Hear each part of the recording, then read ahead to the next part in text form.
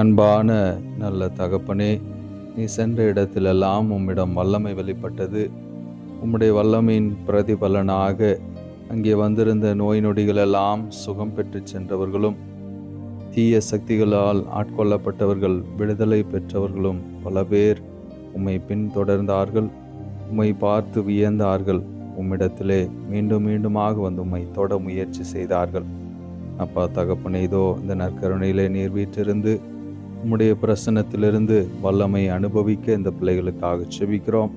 இவர்களும் இந்த பிரசன்னத்திலே உம்மை தொட்டு உம்முடைய ஆற்றலை பெற்றுக்கொள்வார்களாக. ஆண்டவரே, நீர் சொல்வதைப் போல இவர்கள் எல்லோரும் உம்முடைய குடும்பத்தை சேர்ந்தவர், கடவுளுடைய பிள்ளைகள். இவர் எல்லோரும் கடவுளின் குழந்தைகள் என்பதை உணர்ந்து உமக்கு உகந்த பிள்ளைகளாக வாழ்கின்ற ஆற்றலையும் பலத்தையும் திடத்தையும், எந்த நேரத்திலும் சோர்ந்து போகாத மன தைரியத்தையும் தெம்பையும் இவர்களுக்கு தர வேண்டுமாய் ஒப்பு கொடுத்து செபிக்கிறோம்.